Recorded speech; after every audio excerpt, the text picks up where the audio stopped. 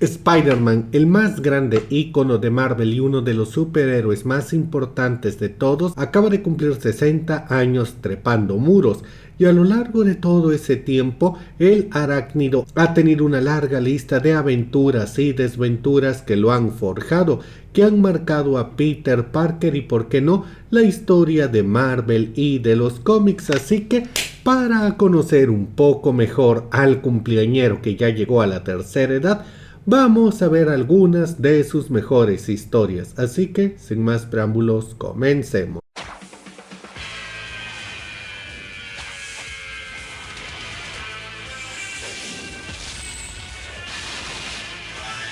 Y empecemos con la época clásica o neoclásica en los años 80. Esta historia ocurrió en The Amazing Spider-Man número 289 de 1984 y fue creado por Roger Stern, Ron Frenz y Timothy Harris. La historia es simple, vemos que Spider-Man va a visitar a un pequeño fan, un niño que adora a Spider-Man, y de hecho vemos que apenas entra a su cuarto, bueno, este niño lo tiene decorado de pies a cabeza con la temática del hombre araña. ¿Y que creen? Obviamente el niño no se encuentra bien de salud. Es así que se va desarrollando una conversación entre el pequeño y su máximo héroe. Esto lleva a Spider-Man, el cual está algo decaído y frustrado y con ganas de mandar todo al carajo, a darse cuenta de lo importante que es que, a pesar de sus errores, de la gente que lo odia en público, hay muchas personas débiles, personas de verdad indefensas como este pequeño niño, que lo necesitan como su figura para salir adelante, como su héroe. Él recuerda que estas son las personas por las cuales él hace todo lo que hace. El pequeño niño termina siendo a la larga la fuerza de Spider-Man.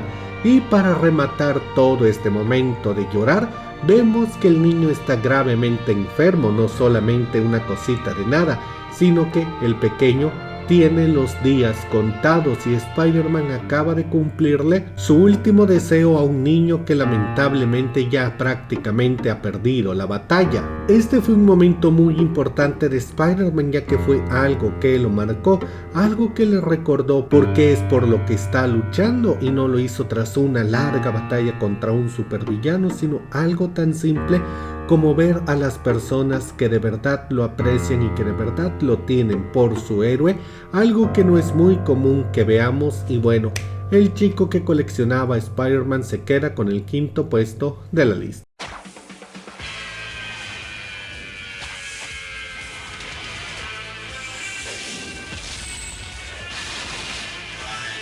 Y este es otro de los cómics clásicos, uno de los años 60. Spider-Man No More se lanzó en abril de 1967 y fue una aventura de solo 3 números creada por Stan Lee y John Romita Jr., empezando el recorrido justamente para Spider-Man número 50. La cosa es relativamente simple. Spider-Man está harto, está cansado, está hasta la coronilla de dar todo por los demás y no solamente no recibir nada, sino ver cómo su vida se va al carajo y por el drenaje. Así que un día, harto de todo, cuelga el traje, bueno, más bien lo tira a la basura, y de tal manera parece ser que no habrá más Hombre Araña. Sin embargo, las cosas no pueden ser tan fáciles, ya que ahora que el máximo héroe de los pobres en Nueva York se ha ido, el crimen tiene pase libre para acampar a sus anchas, y es así que vemos el debut de Wilson Fisk, el Kingpin, quien se aprovecha de la huida de Spider-Man para iniciar su reino de terror. Esto lleva a Spider-Man a darse cuenta o a entrar en una lección de responsabilidad, dándose cuenta que aunque no reciba nada e incluso pierda mucho de lo que ama, si Spider-Man desaparece, bueno, las cosas en Nueva York estarán muy mal para todos, y tal como el tío Ben le dijo, con grandes poderes vienen grandes responsabilidades, y él tiene una gran responsabilidad, una que por desgracia no viene acompañada de grandes beneficios, pero él es el Atlas llevando el peso del mundo sobre sus hombros, le guste o no, es su responsabilidad. La verdad es que este cómic acerca de la aparición de Kingpin, uno de los villanos más prominentes en el campo de la mafia de Marvel, y Spider-Man dándose cuenta o recapacitando acerca de su papel en el mundo, fue un clásico de la época de Stan Lee. Incluso técnicamente se adaptó al cine en Spider-Man 2 y bueno, ni qué decir, le doy el cuarto puesto de la lista.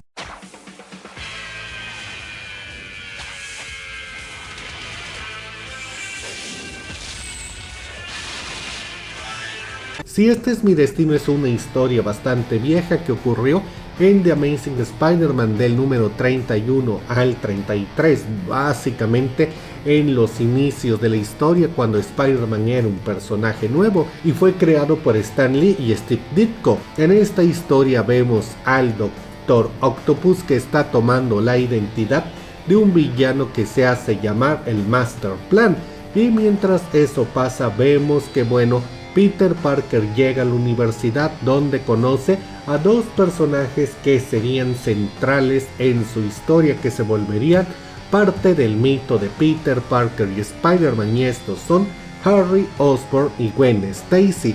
Es aquí en esta historia donde esos lazos se forjan, pero lamentablemente bueno, las cosas le tienen que salir mal a Spider-Man, porque si no, no habría aventuras, y la tía May parece estar muriendo. Esto convenientemente para el guión embarca a Spider-Man a enfrentarse al Doctor Octopus, quien es el único que tiene una posible cura para la enfermedad de la tía May.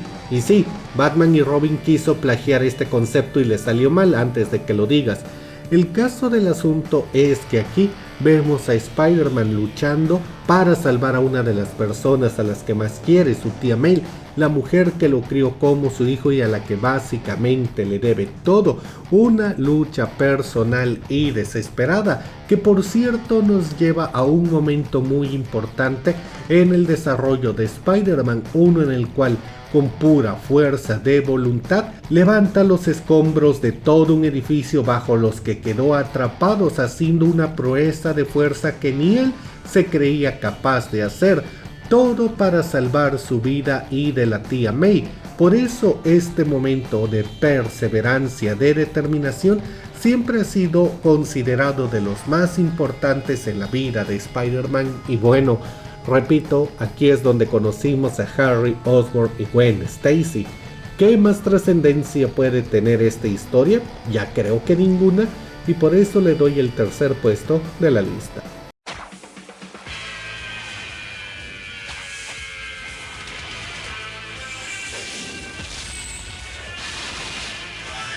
La muerte de Gwen Stacy, todos sabíamos que eso iba a estar aquí. La historia ocurrió entre los números 121 y 122 de The Amazing Spider-Man y estuvo escrita por Jerry Conwell y Gil Kane.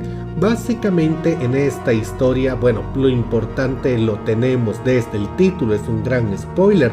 Vemos cómo finalmente un civil, una persona que ha estado durante años con Spider-Man, de hecho unos 89 issues, es asesinada por el Duende Verde. Esto es importante ya que en estos momentos estábamos en la época de bronce de los cómics, todavía fuertemente marcada por la censura. Esta fue la primera vez que un civil, que una persona ligada a un superhéroe moría trágicamente a las manos de un villano. Ese cambio, ese fallo, ese fracaso de un superhéroe que no solamente no puede salvar a alguien, sino que ese alguien es una persona importante, una persona ligada a él, una persona con historia que era parte de la vida del héroe, muerde el polvo. Ese momento brutal que para los cómics todavía un tanto infantiles de esa época se consideraba imposible, es uno de los momentos que más marcaron a Spider-Man e incluso a los cómics, ya que a partir de eso, bueno, la libertad empezó a dispararse un poco en los cómics, dando inicio a la edad de bronce de los cómics. Esa edad inicia con esa historia. Este momento traumatizó a Spider-Man hasta el día de hoy y bueno, ni qué decir, es un momento importante como pocos en la historia de la industria y le doy el segundo puesto de la lista.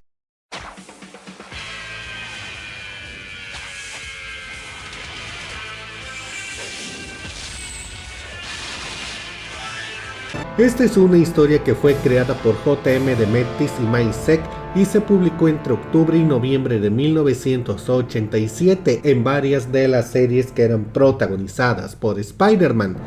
Básicamente era un pequeño crossover entre los cómics del trepamuros de aquella época.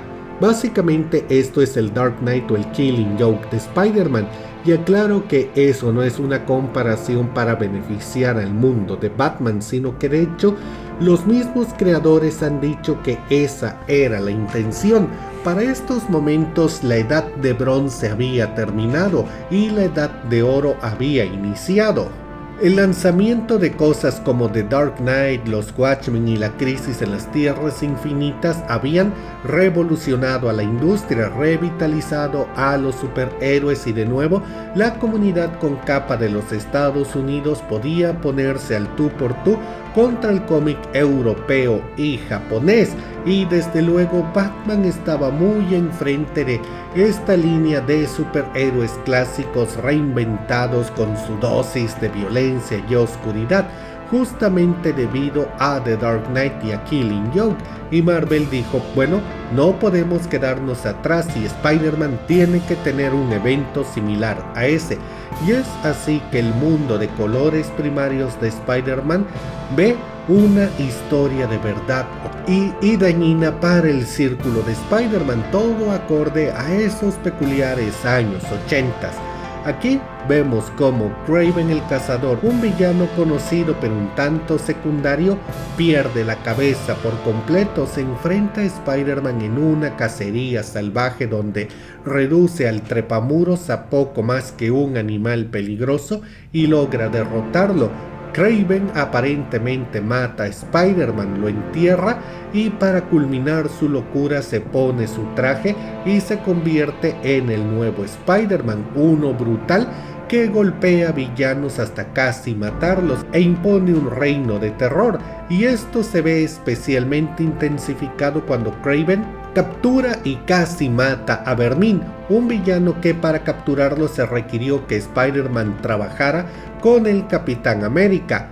Desde luego, Spider-Man no estaba muerto, solo estaba drogado y puede salir de su tumba para enfrentarse al loco de Kraven. Sin embargo, la locura, el dolor y la ira y todas las circunstancias de su vida que llevaron a Kraven a este momento límite pueden con él, y Kraven, el hombre que humilló a Spider-Man, a Vermin y a tantos otros héroes, acaba con su vida pegándose un tiro con una escopeta frente a un consternado Spider-Man que acaba de ser derrotado, humillado y acaba de ver un horrible suicidio enfrente suyo.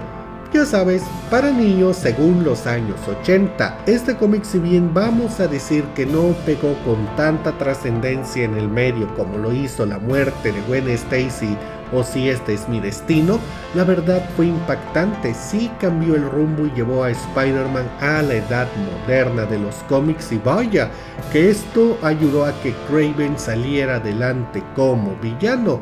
Sin lugar a dudas es un gran cómic y yo le daría el primer puesto de la lista. Y bueno chicos, eso es todo por ahora. Díganme qué opinan de mi selección para este top y cuáles cómics de Spider-Man habrían puesto ustedes. Déjenme todas sus opiniones en la caja de comentarios. Y si el video les gustó, denle like y compartan. Yo soy Charlie Mustaine, nos vemos en la próxima.